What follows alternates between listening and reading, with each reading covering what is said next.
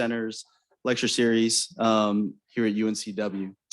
This lecture also marks the kickoff for Business Week 2023, which looks to be a fantastic program, judging by the list of sessions and speakers. So I'd like to first thank Dr. Rosen for organizing Business Week, and then invite him up for a couple of words about Business Week.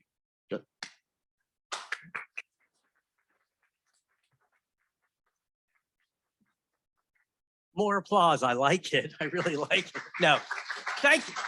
Thank you all for being here tonight to kick off 41st Annual Business Week. I'm honored that I've chaired the event for the last 18 years, and it has just gotten even better and better and better. Looking forward to the next 2 days, folks. Please come out. We've got over 160 speakers, 120 unique sessions to talk to you about, really about what your future is going to be. Look at the sessions. You'll see a book. It's all online. Go through all the sessions, find things that interest you. Go to more than 2, go to more than 3. Spend your day here, both days, learning about what your future is and could be. And listen to, 60% of the people coming in are alumni. They've walked in your shoes. They know what it's like. So please come out, dress to impress, lunch under the tent both days, and do not hesitate to bring your resumes with you. Talk to the speakers before and after sessions, under the tent at lunch. They want to talk to you. They're here for you. This is your event. So thanks.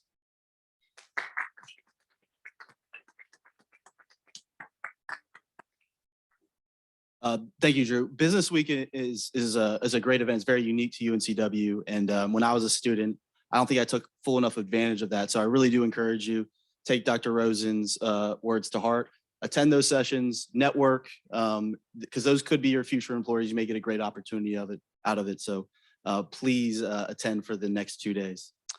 So first of all, about the Truist Center, of which I have the distinct honor of being the director. Our goal is to promote the understanding of free markets and how public policy specifically affects free trade and commerce in our nation and in our world. We believe that it is crucial for students, for citizens, and for future business leaders such as yourselves to understand and have a deep understanding of why financial markets and why capitalism affects your everyday life and how public policy intertwines with that. So that's why we're bringing in leading thinkers such as Mr. Fagan, so that they can share their insights, their understanding of how markets work, and how you can best intertwine that with whatever type of career that you go into. Before we get started, I would like to thank a couple of people who made this lecture possible. Jenny Bingham, Megan Canny, Donna Kurtz, Amy Orman. All deserve a special thank you for the organizing the logistics of this. I also like to thank Matt Raines for connecting me with Mr. Fagan, tonight's speaker. Finally, I'd like to recognize Truist, our partner in the Cameron School and specifically with the Capitalism Center. Ben Ivey from Truist is here. I'd like to invite him just to say a couple words about the center and what he hopes the students will get out of tonight's lecture. Thank you.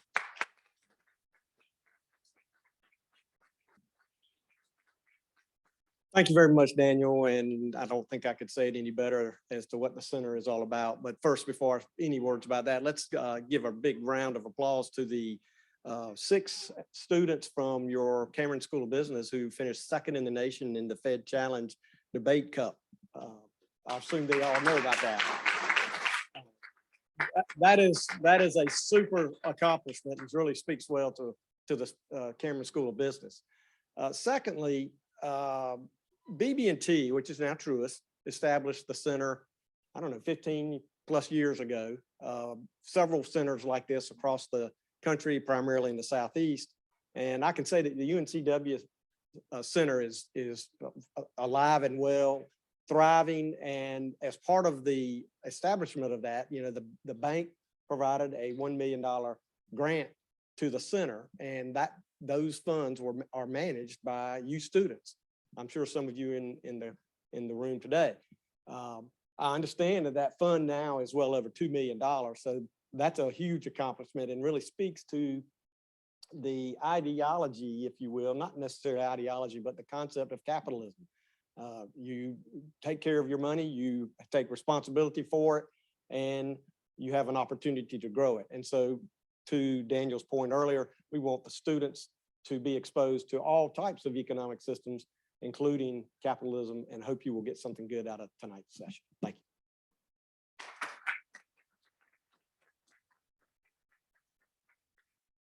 Thank you, Ben. Now it's my pleasure to introduce tonight's speaker.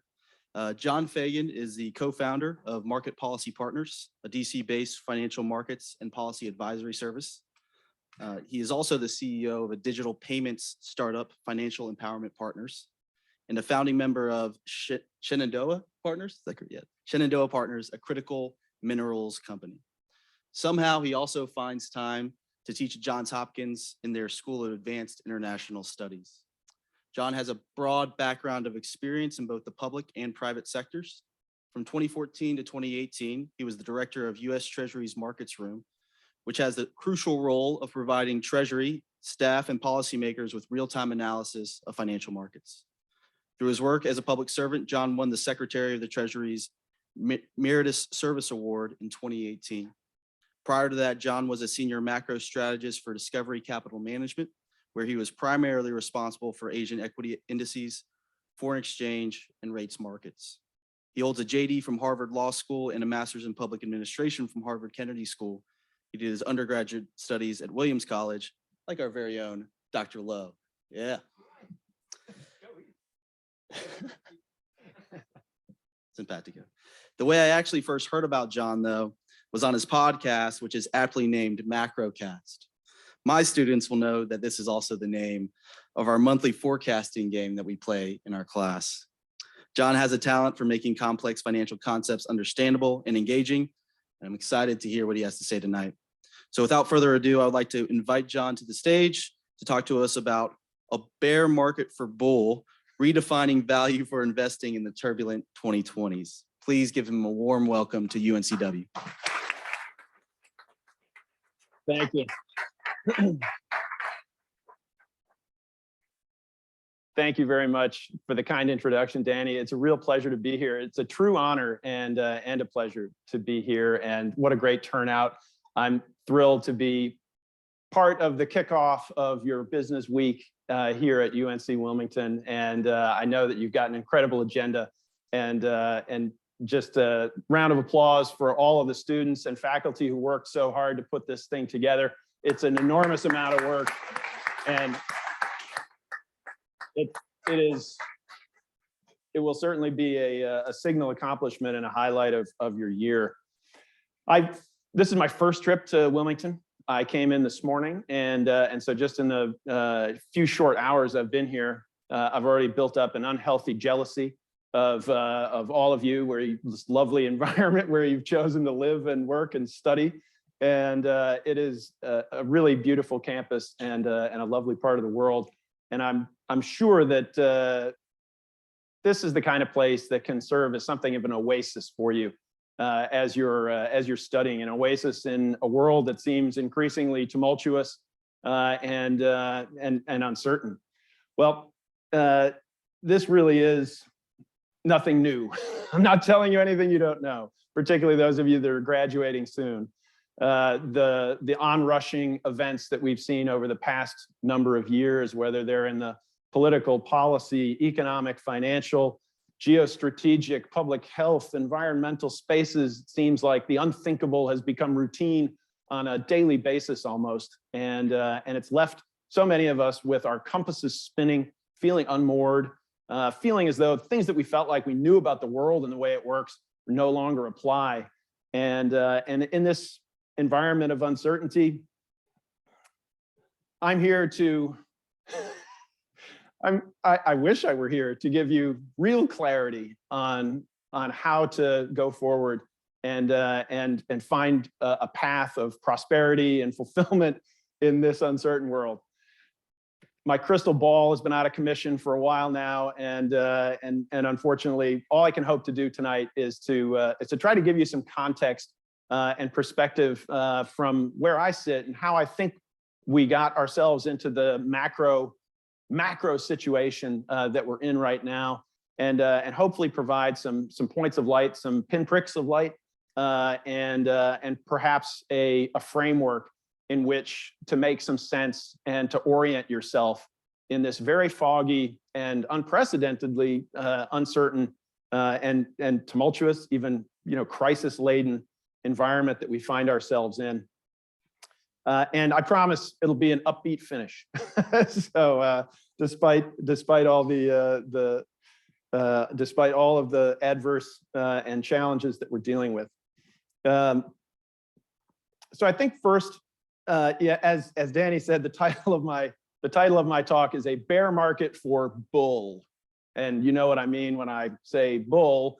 It's I won't finish the thought. This is a PG speech, but essentially the redefinition of value for this new environment, I think, is a completely different regime from what we have experienced over the past, let's say, 15 years or even more. So much of your lives, our professional lives, for the faculty and myself.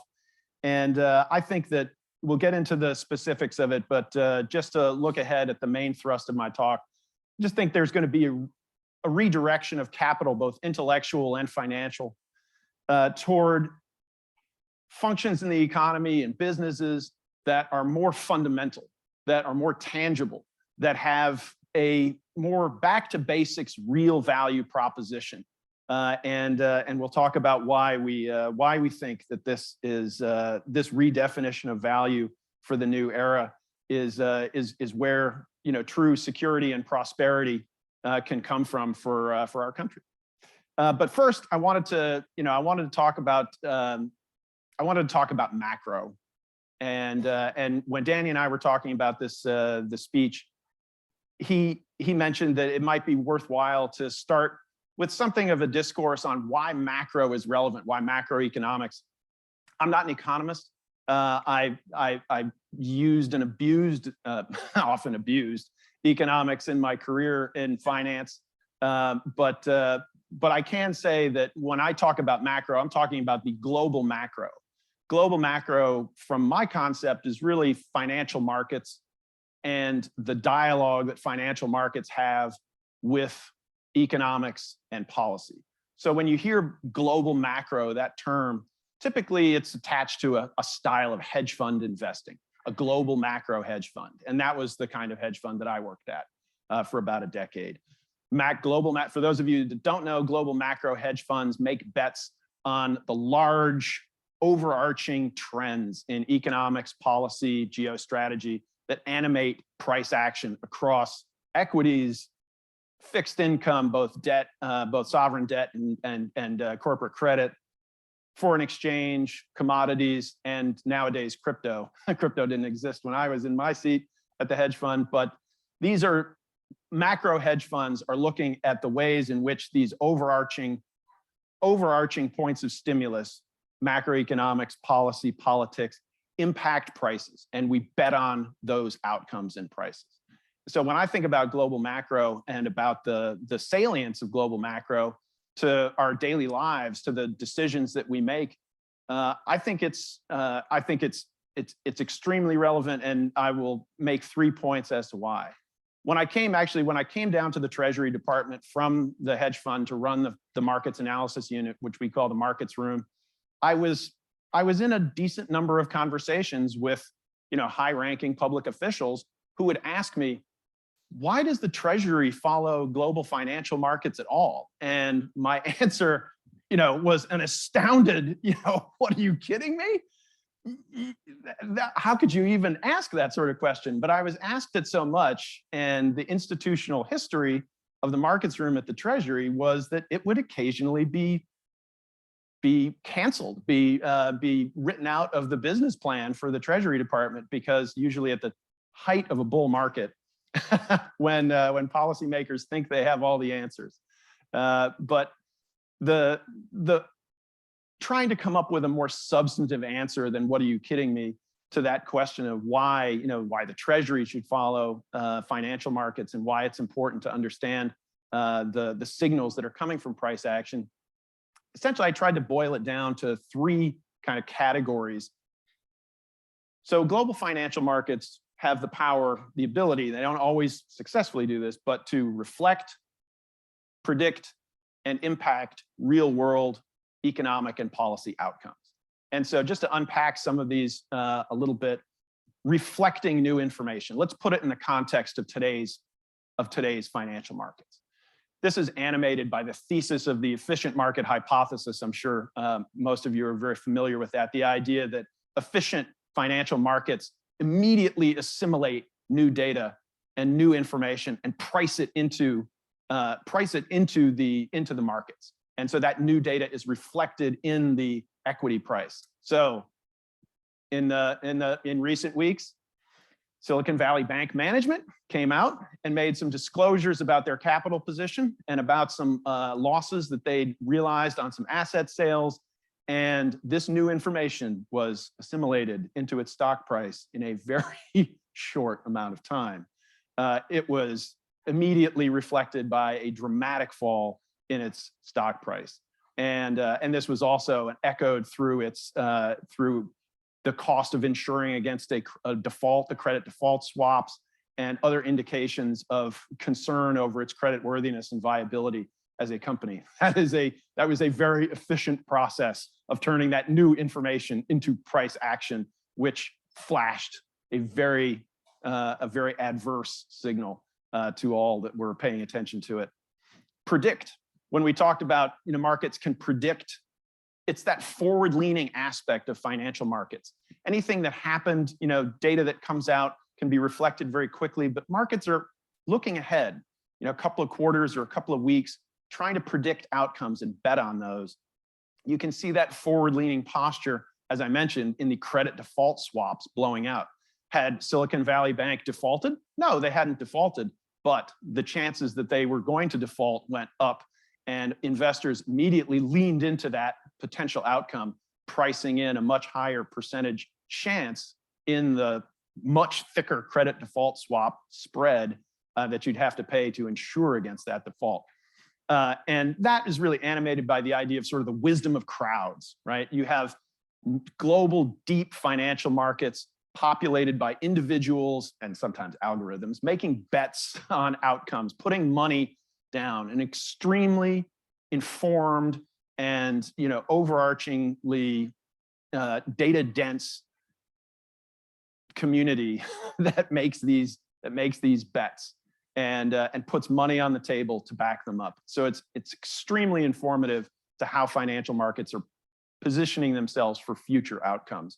And lastly is the ability for financial markets to impact, to almost create their own reality. I don't know, it doesn't matter how you feel about George Soros in a political sense, but he has popularized this idea of reflexivity. He calls himself a failed philosopher, and you can tell why if you read any of his books. But reflexivity is, he's a big proponent of this idea of reflexivity, which is that markets create almost a self-fulfilling prophecy with their price action. So when you see Silicon Valley Bank falling, well, that can then lead to sell-offs in other banks that may have absolutely nothing to do, have only the vaguest of similarities to the issues at Silicon Valley Bank, but because investors are in a shoot first, ask questions later kind of frame of mind, their stocks plummet as well. All of a sudden, you get a situation in which that infects their credit default swaps, and people begin to think, if this bank is suffering the same kind of asset, price volatility as Silicon Valley Bank, maybe it's the same thing. And that makes it harder for those the management of that bank to conduct their operations. It makes it harder for them to keep confidence of their depositors and their clients, and it makes their jobs harder. So reflecting, predicting, and impacting real world economic and political outcomes, that's what financial markets and in financial markets in their dialogue with macroeconomics really do. And that information that you glean from seeing these signals, something that you can take into your own, your career decisions, into your personal financial decisions, and into, just a broader and richer understanding of the way that the world is working. Because macroeconomics is sort of, because I'm not a macroeconomist, I'm not personally able to look at any one economic data point and really get the full context of it, because I always want to see how markets are processing that information. So let's say, for example, let's go back to another very contemporary example, the January non-farm payrolls number. Does anybody remember when this came out in early February?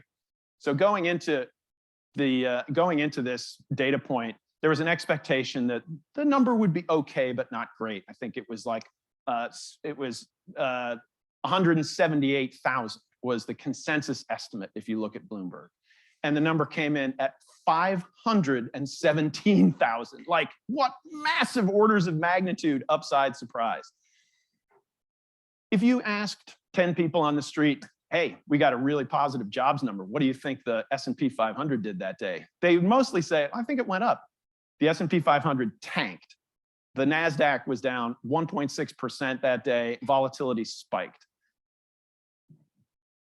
How can that possibly be the reaction? Something else must have happened. And the reality is that is in that relationship between what we saw with the non-farm payrolls number, and the reaction in financial markets, there's an enormous amount of information in there. And this is the segue into the main part of my talk, which is broken up into 3 sections. First is about context. How could we have gotten to a world where a very large upside surprise in jobs can hit the markets so hard, and equity markets right in the gut? How have we gotten here? And the second part of my talk in the main part is really that post-global financial crisis environment in which we've seen things like these anomalies happen, this almost Alice in Wonderland through the looking glass kind of price action. How I see that is changing, and what is it changing into? What are some of the themes that are coming along to replace that?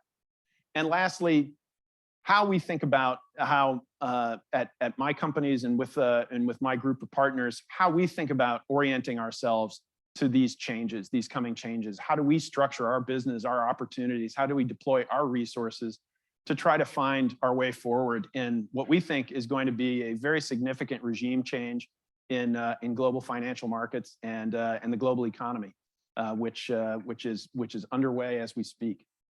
And as I said, I promised I would end on a hopeful note, and I will. So first of all,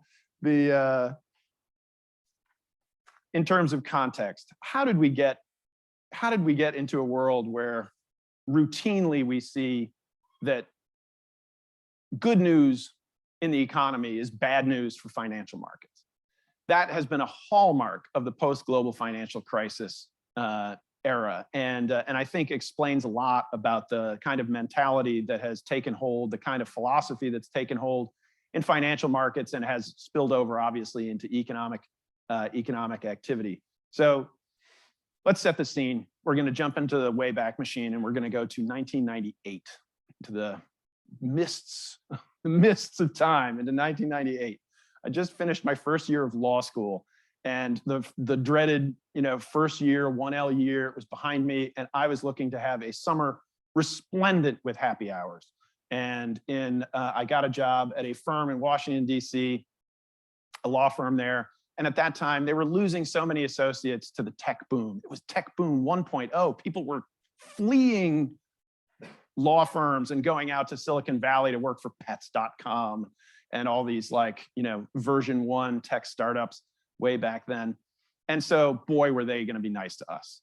They were having a hard time hiring, and so they were rolling out the red carpet for their junior associates. And I was taking full advantage. Golfing outings, the buffets, the happy hours. It was terrific. We had a buddy system with an associate, and she came into my office one day and closed the door. And she said, John, I have to warn you that you've been tabbed for an assignment from one of the senior partners. This senior partner had a formidable reputation, and she was in the derivatives group. I didn't even know what a derivative was. I had no idea.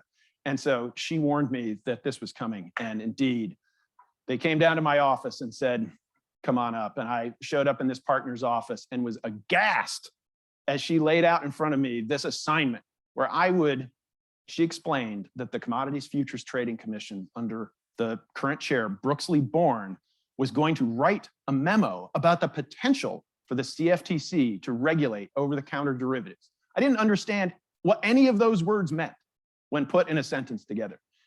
And she went on to tell me that I would be going to Capitol Hill to be listening to the hearings. And I would have to come away from those hearings with a potential memo to all the clients of the firm in the derivatives group, telling them what was likely to happen on the regulatory front. It was a nightmare. I thought, my happy hours are finished. I'm just going to be working away.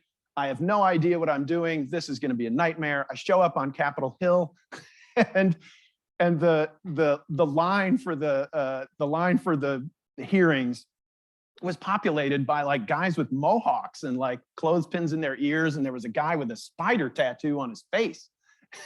I thought, maybe this hearing won't be so boring after all if these people are here. I don't know what they have to do with financial derivatives markets. I didn't realize, I was so young and green at the time, I didn't realize these are bike messengers. They pay them in Washington, D.C. to stand in line for the real attendees, so the real attendees can show up just 2 minutes before the hearing. And so I was chagrined when a bunch of guys in suits came down and said, spider, and the dude with the spider on his face was like, yes, that's me. And they all took their space in line, and in we filed. We went in and they gave us the briefing books for the day, a big stack of papers about derivatives, a topic, and regulation, a topic I had really no frame of reference to understand. But what I did see, flipping through those briefing books, was on one side of the argument was Brooksley Bourne talking about the need to investigate whether regulating over-the-counter derivatives was a good thing for them to do. On the other side of the issue were a lot of names I recognized: Larry Summers, Bob Rubin, Alan Greenspan, all arraying all kinds of arguments as to why the CFTC should stop their efforts to even question the regulation of over-the-counter derivatives. It was a landslide victory. By the afternoon of the first day, I wasn't even taking notes. It was just a pile-on. Everybody was coming in and weighing in on why this was a terrible idea. It was going to chase all the derivatives market to Europe. And of course, this being summer on Capitol Hill, the occasional Congress person would come in, read a hastily prepared statement from a lobbyist about why Alan Greenspan, Larry Summers, and Bob Rubin were correct, and why Brooksley Bourne was wrong, and then they would file out. My summer was restored. No memo needed to be written under these circumstances. There was no hope that any sort of regulatory moves would be taking place, and that is certainly what happened. I went back to enjoying cocktails at the bar with my fellow summer associates. Flash forward a few years, and I was a derivatives lawyer. Why did I do that? Well, because almost nobody else really wanted to at the time. It was a weird and opaque part of global financial markets. And I thought, hey, I've already done, I've already had to learn something about it. That puts me a little bit ahead. And I began to work in London and New York doing derivatives and structured finance. And through the early 2000s, it was a clear progression. The models and the structures got weirder and weirder and more complex. And I was on the phone with bankers every night from all the big banks, and they were clearly having problems valuing these products.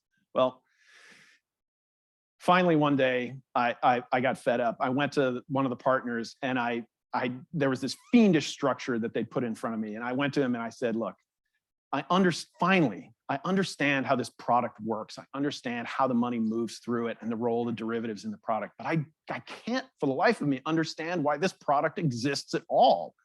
And he said, you don't have a commercial mindset. And I was like, I got to find a new job. And so I did some fancy footwork, found an old mentor of mine who had worked at this think tank, and he was consulting for hedge funds. So on his coattails, I managed to sneak in the back door of a global macro hedge fund way out in Connecticut, and I did the reverse commute for a while. And it was a global macro fund. We were doing emerging markets debt, kind of normal. But in the summer of '06, my boss said to me, "Hey, you used to be a lawyer. Do you know anything about mortgage-backed securities?" And I said, "Yeah, I used to structure them." And he said, "I'm hearing some weird stuff about them through the grapevine. I want you and my mentor to go down to Wall Street and do meetings on subprime, summer of '06. And so we go down there, and on one particular day, we did the meeting at Lehman Brothers in the morning. And they gave me the deck, and I still have it. I found it in a box a couple of years back, and it says, "Finding value in the mezzanine tranches of mortgage-backed securities." And they gave us the pitch, and we didn't really get it. And then we went to Wall Street itself. There aren't many banks on Wall Street itself. Deutsche Bank at the time was still there. I think they still are. And we went into Deutsche Bank, summer of 2006, and the trader was very late, as traders usually are. If you've ever seen the movie The Big Short, apparently his character, his name is Greg Lippman, and his character is played by Ryan Gosling. That's a very flattering choice. Greg Lippman doesn't look anything like Ryan Gosling. He must have been absolutely thrilled by this choice. But he was a very dynamic and profane individual. And he came in basically sweeping into the conference room and began with, "Mortgage-backed securities, these are going to blow sky high and leave a smoking crater." And he went through and walked us through all of these products that I had been on the structuring side of, the lowly scribe in the law firm. And as he painted this picture of the vulnerabilities of these products, the big picture began to emerge, and it was troubling. And I have that deck as well, and so I'll send it to you, Danny. I've scanned them into the annals of financial mistakes in history, but they were a very interesting counterpoint. And we went back to when he walked us to the elevator at the end of the pitch, he said, "These products just keep going up. I'm short these products," which means he's betting against them. And he said, "The price just keeps going up." And he said, "I'm probably going to get fired before they blow up, but mark my words, they will." And the doors closed, and we went down and sat on a coffee cart in Wall Street and my partner said, "What do you think?" And I said, "I think that guy's right." And so we went back to the hedge fund and basically said, "All right, we can't short this stuff like he is and lose money. We can't bet against it and lose money. We're an emerging markets hedge fund. We'll put this trade together and put it on the shelf as a break glass in case of emergency to short mortgage-backed securities through the capital stack." And basically, we put the binder up there and said, "Don't touch that until something bad really happens." And it was in the summer of '07, about a year later, when the BNP Paribas real estate fund blew up. And that was when we initiated that trade. The fund survived the global financial crisis, like a lot of funds did, but it was really the coup de grace for a lot of funds was not catching the rebound in 2009. In financial markets, losing money in a financial crisis is not necessarily a firing offense. Missing a rally after a financial crisis is how you blow up. And so we managed to catch the upswing and hung on. But there was a moment there when because I'd done a policy degree, there was a disconnect. There was a tension there, right? We were betting against the US financial system, right? That's what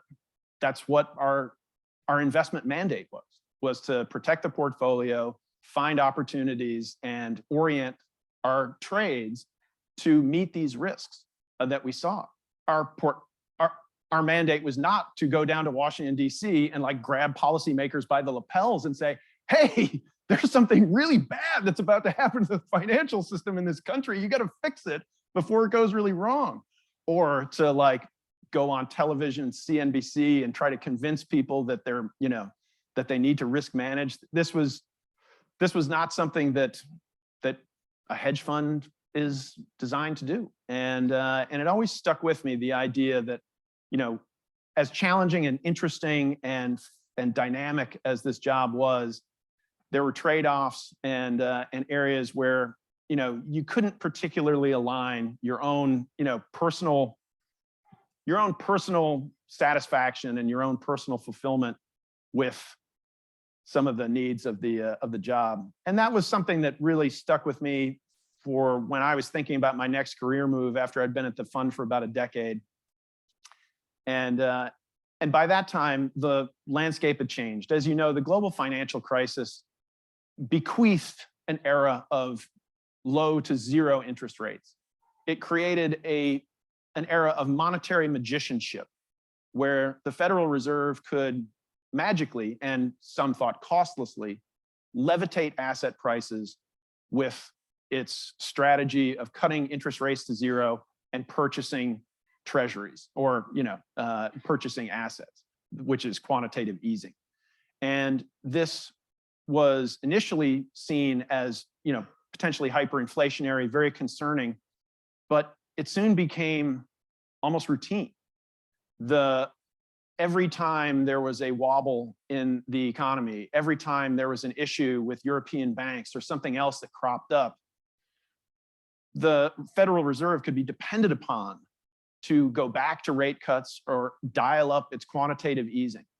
And this kind of Pavlovian stimulus response began to build up in financial markets, which was bad news means more monetary easing. More monetary easing means asset prices go up. Therefore, bad news in the macroeconomy means asset prices go up. Bad news is good news. Good news is bad news. This dynamic still with us today. And that is the dynamic that is alive and well that we saw with that massive non-farm payrolls number. The immediate reflexive move in the markets was the Fed is now going to hike more, and that's bad for equities. We're not going to get the stimulus. No more rate cuts that we expected at the end of the year. This free money era it's lasted a very long time. And, there's certainly this muscle memory that we have in financial markets, these reflexive reactions we have. It's easy to see why people still have this playbook today.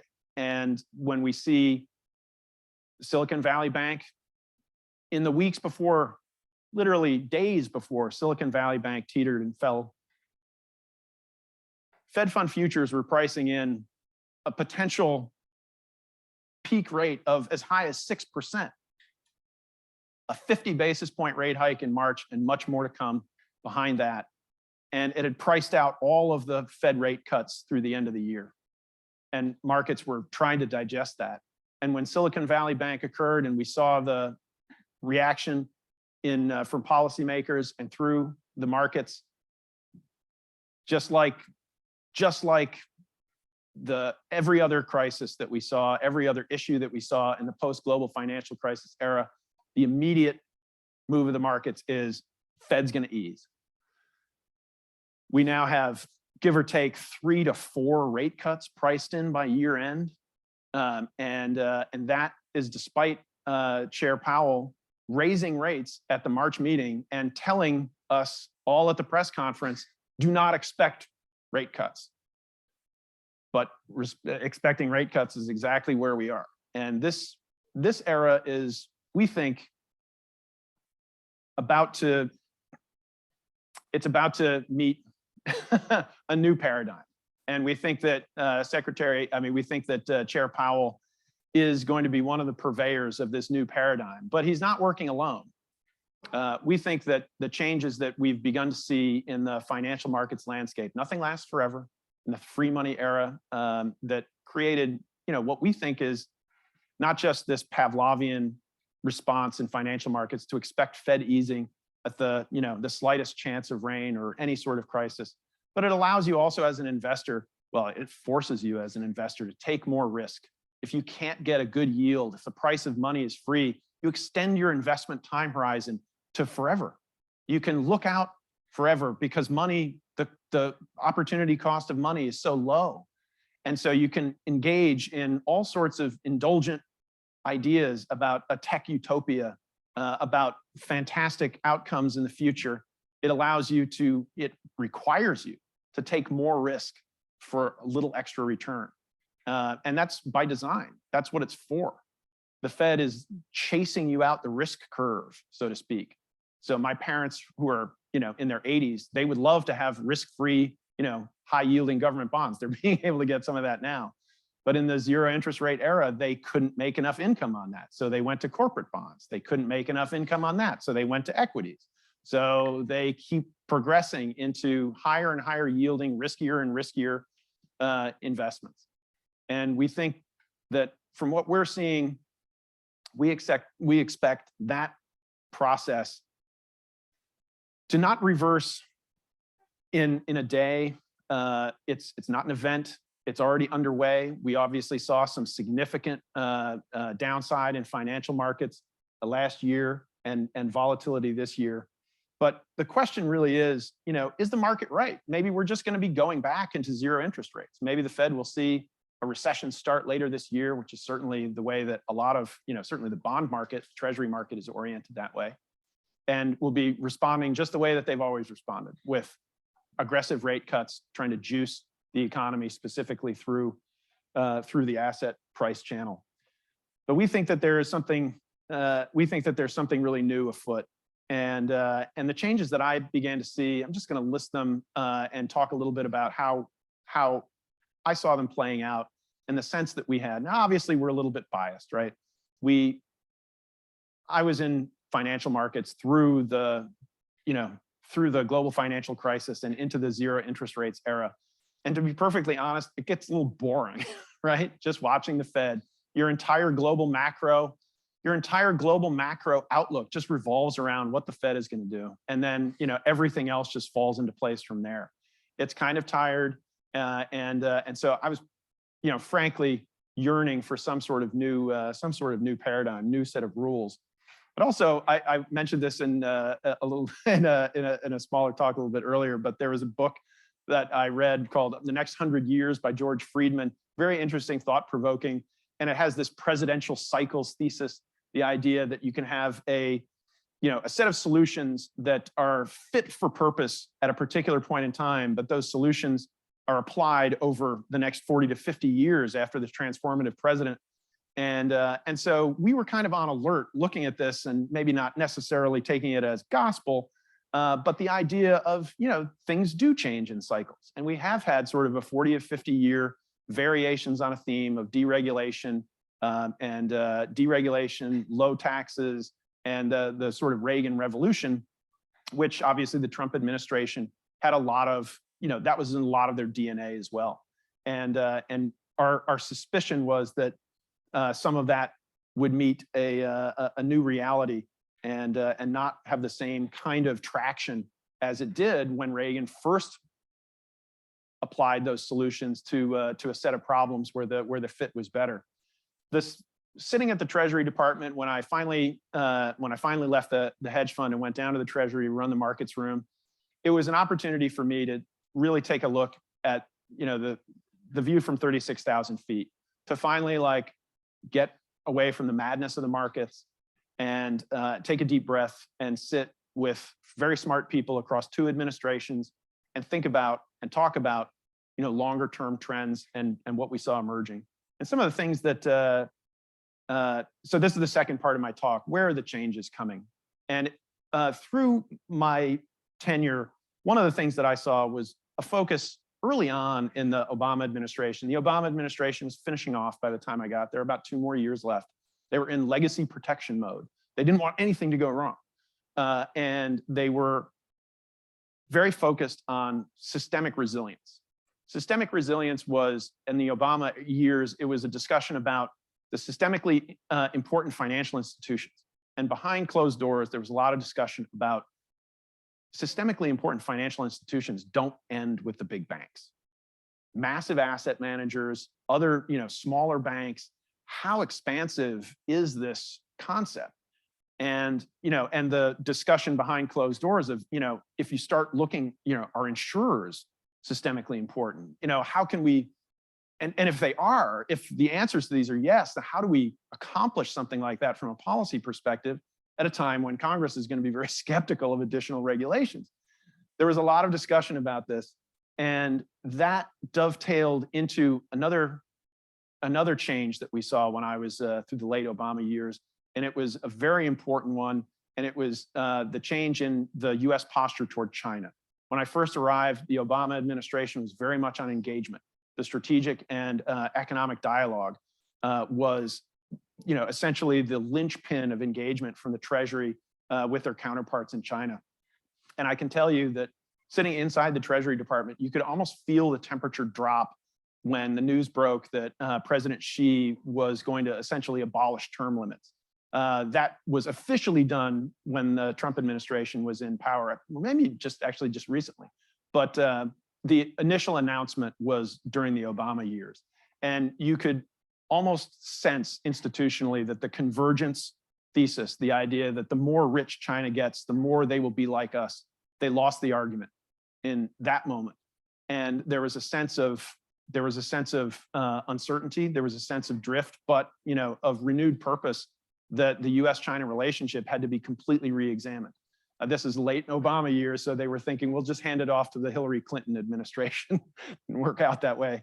But that was when the Trump administration came in, the idea of, in particular, this great power competition and a reorientation toward China. We'd obviously seen some of that with Russia and the application of sanctions and so forth. But the Trump administration obviously kicked it up to a completely different level when they took on China in the trade fight, which really intensified in 2019.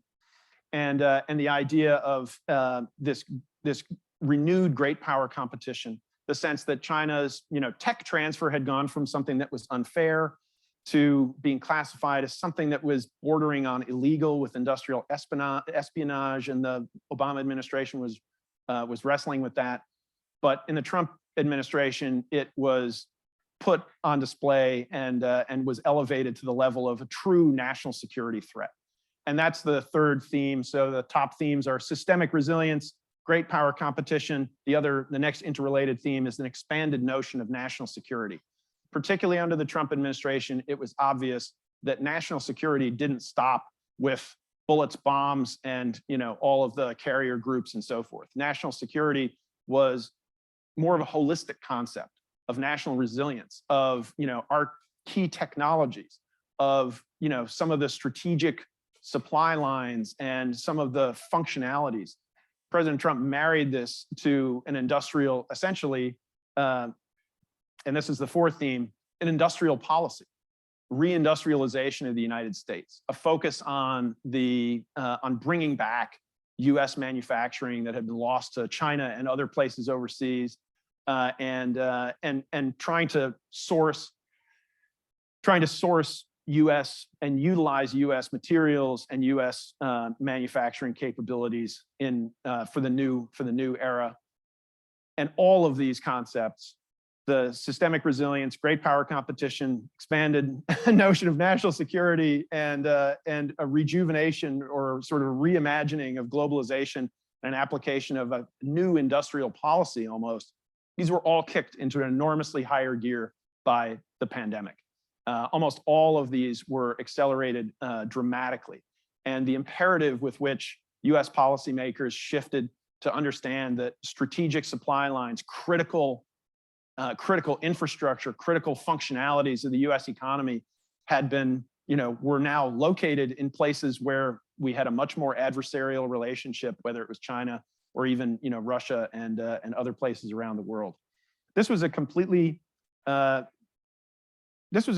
different formulation of the focus in the administrative energies that had preceded this late Obama, early and first Trump administration, including the pandemic. And when I was sitting at the Treasury Department, the sense that I got was these weren't flash in the pan. These are not just a dalliance. These are not just something that is a trifle. These are long-term trends that are going to be the focus of energy and policy. And when you're at a place like the Treasury Department, you understand that everybody can talk a good game on policy, but to know where the policy focus is really serious, what shows you the seriousness of policy is expanding budget, expanding personnel, young, up and coming ambitious lawyers very often going into these particular functionalities. Where were the hot spots under Secretary Mnuchin at the Treasury Department? Office of Foreign Asset Control, CFIUS, the Committee on Foreign Investment in the US, the China desk in the East Asia office. These were like throbbing with energy and activity and ambitious people coming to work in them. The Commerce Department today is the same. It is attracting an enormous amount of talent because they're working on things that are very animating from a policy concept. Is this something that we necessarily agree with? Is it something that we think is the right course of action? From where we stood, that was almost an academic exercise to think what we thought. We felt like these huge trends are happening, and we need to try to orient ourselves toward those trends in a way that makes sense from a business perspective. So what did we do? So I left the Treasury Department in 2018, and we formed Markets Policy Partners. And Markets Policy Partners is designed to be very specifically a boutique investment firm and financial analysis platform that is seeking to advise both private sector and public sector entities on financial markets, on global macro, but also to work with companies that want to try to orient their activities in greater alignment, or feel they need to orient their activities in greater alignment with the US public interest. And so this has taken us into some very interesting places and to talk with some very exciting and innovative companies. So we have a variety of different companies that we've worked with, but we've concentrated now on two particular areas. One is on fintech. As Danny mentioned, we have a company called Financial Empowerment Partners. It is designed to take digital payments into some of the most difficult, challenging contexts on earth. It's about inclusivity, cybersecurity, and offline transactability, or broadly speaking, operational resilience.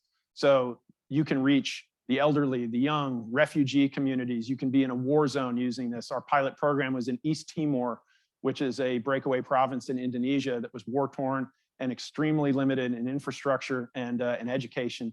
And it was a tremendous success. This, in our view, is a way to take US soft power, whether it's aid budgets to try to reduce the leakage and corruption around some of these aid budgets, or to help as a US company, where we march forward with, State Department and other agencies to try to find opportunities to engage with governments that are grappling with these problems of cash logistics and dispensation of benefits to their citizens in some of the most difficult contexts on earth. And we see that as very much aligned with US soft power, dollar evangelism, with making sure that the dollar is always a component and is utilizable and trustable on these systems, rather than using something like Bitcoin, which has stood in and has been a resource in some of these challenging contexts, but is only usable for a relatively small segment of the population. And we formed a year and a half ago. We formed a rare earth investment company, and this is on the thesis that when you look at where U.S. national policy and defense procurement initiatives and imperatives are, and where the current market state is, 80% of rare earths are developed in China and processed in China. And the Department of Defense has a 2026 deadline for zero China rare earth input for their defense systems that they contract for. That is an extremely huge change. And the private sector and the public sector, if there's going to be any hope of getting close to that goal, there has to be much greater collaboration between the public and private sector. So when we try to orient our businesses this way, we try to distinguish it from the sort of beltway banditry, the idea that that companies flock to Washington, D.C. to fleece the taxpayer. And we're not looking for, we're not starting out with the premise of soaking, U.S. government budgets. We're trying to find places where the U.S. national interest represents a business opportunity, and where government action or where government budgets can be a tailwind to us. great, but it's not a requirement. And we think that this closer coordination, between the public and private sector is something that is going to be with us, and something that I think can be a very important dynamic when thinking about how to orient your career. I obviously, there are a lot of considerations when you're choosing where to spend your energies and where to interview. But I think that, and this is the hopeful note that I want to close on, as challenging as the world has become, as uncertain as the world has become, and the dynamics, whether we, philosophically favor some of these or not, these dynamics that we see in closer coordination between the public and private sector, in certain cases, offer, I think, an enticing possibility. Back in the sort of free money era, there was quite a bit of tension between trying to have a job that was meaningful, impactful, worth doing, and brought something positive to your country, your community, and so forth, and having that job be lucrative, dynamic, successful, and something that you really, is cool and fun and is exciting to do, where energy and intellectual capital and financial capital is flowing. I think that in this current era, I think the overlap of those two goals is going to be greater. And I think there's a greater chance that you can find a career in some of these bedrock places like infrastructure, like energy transition, like defense, and some of these other industries that maybe didn't get the capital flows when everybody wanted to throw money at the next big tech unicorn. But we think that the tide is shifting, and that this back to basics dynamic, this bear market for bull, is going to be replaced with a bull market for real value, fundamental and tangible assets, and something that where companies can bring something of value to national security and prosperity. So thank you so much for your attention and time.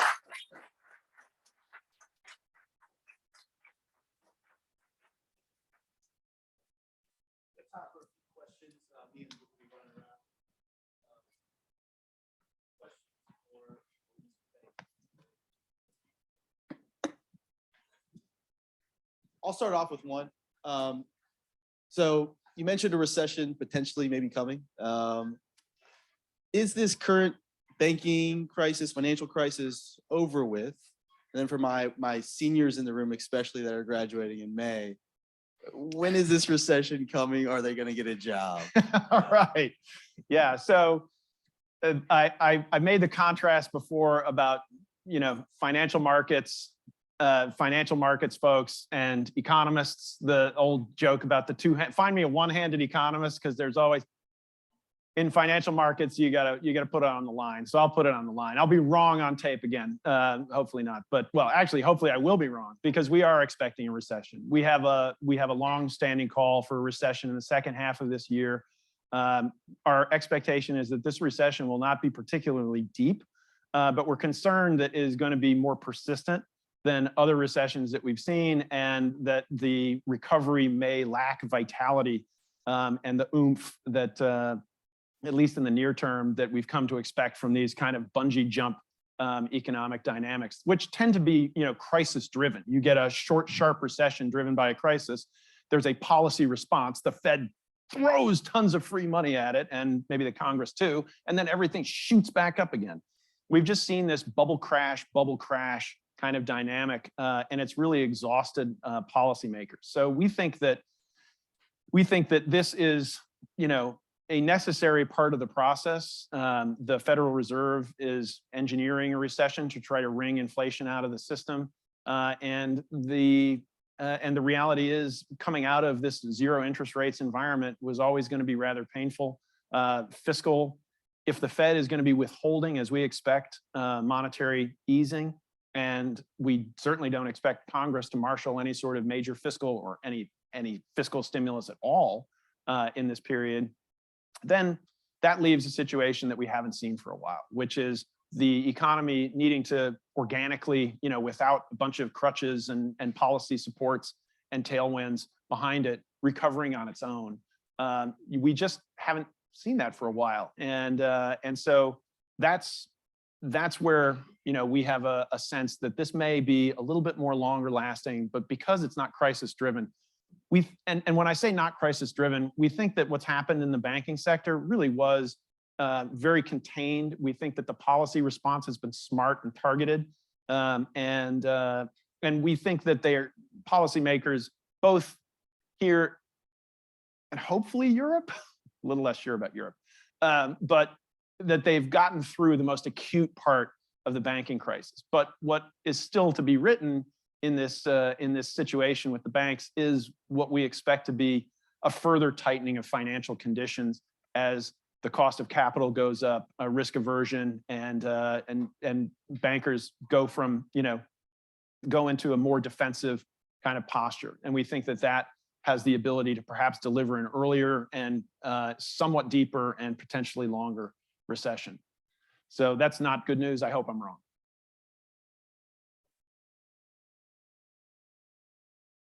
Question for Dr. Bryce.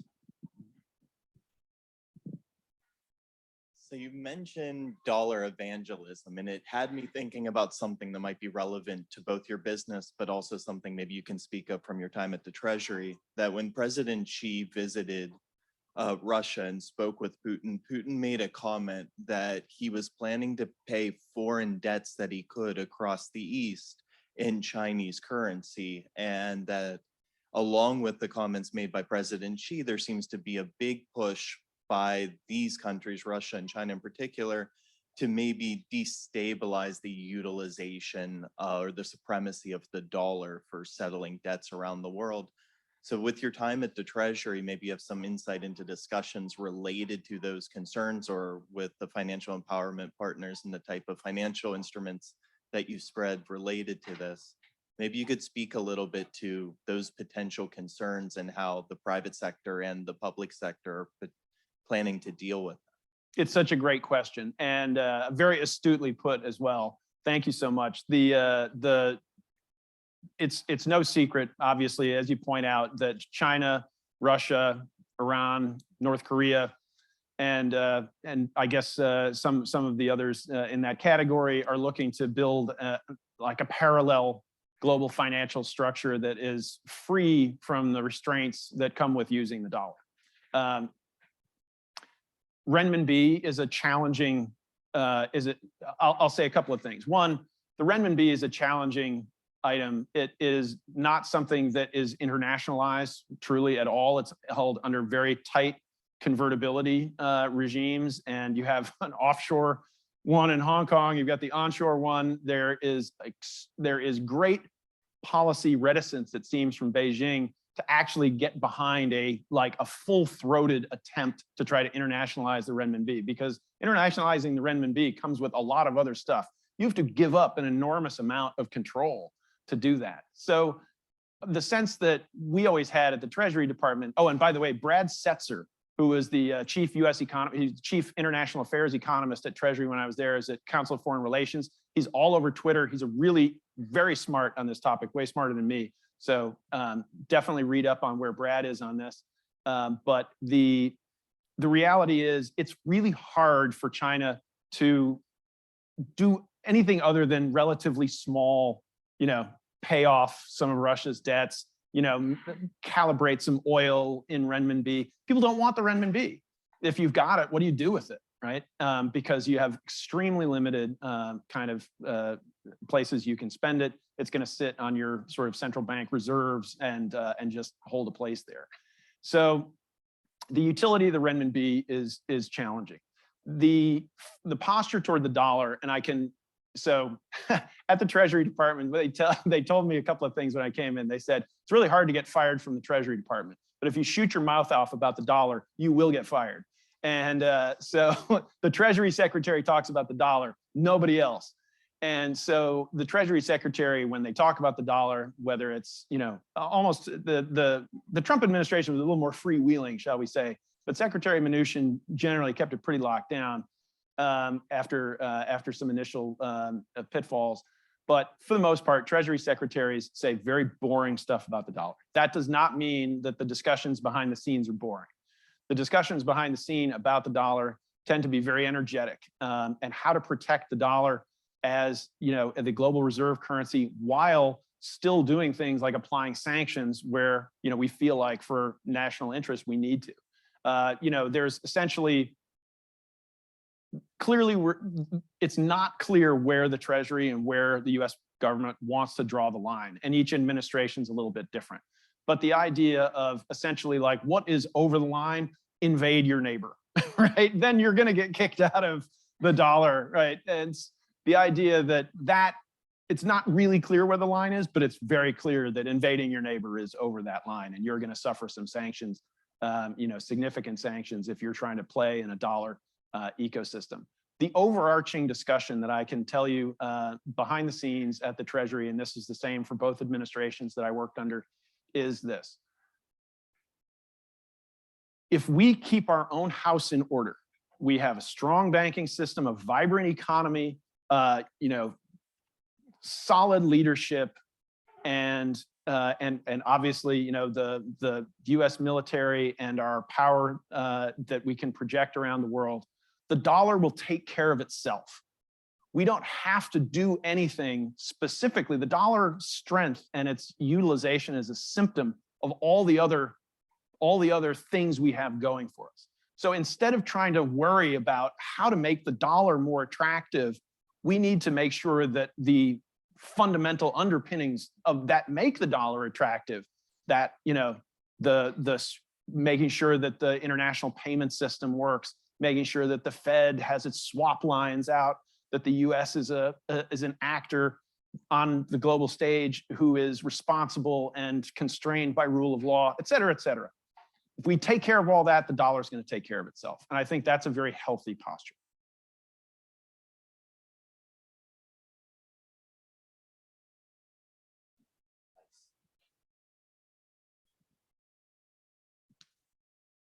Do you think with Xi's removal of term limits, with his ability to have a longer time horizon than the U.S. president, that would become an issue for the U.S.?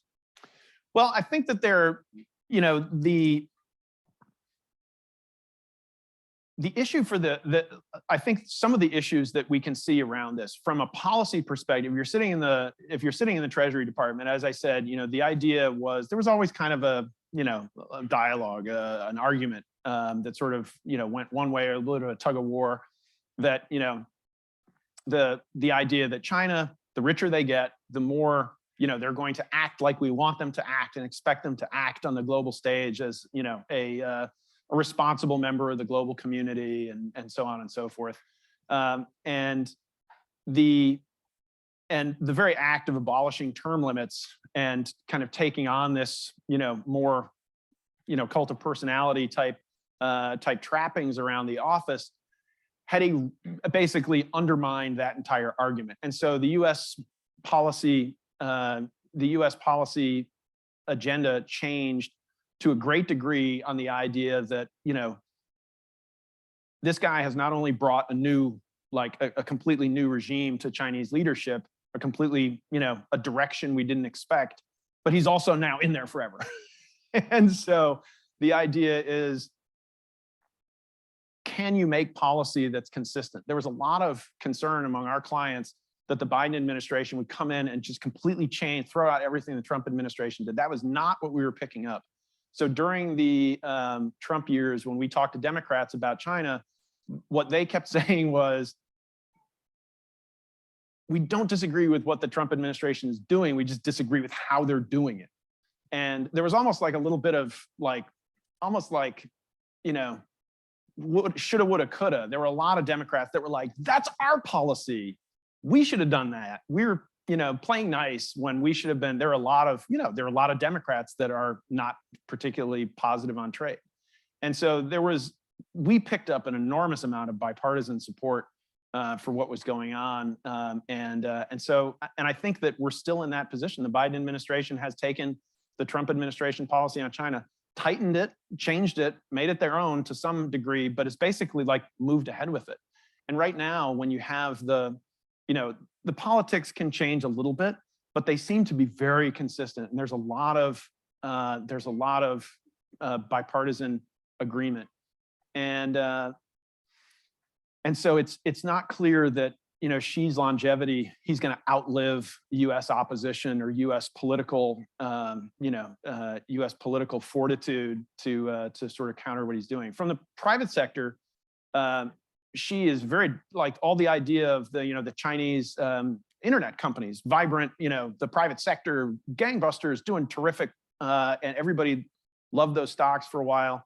And the idea was simply that, Beijing isn't gonna strangle the golden goose, right? Their private sector isn't something that they're gonna mess with because it's too powerful, it's too good. Well, that was, if too powerful was the problem.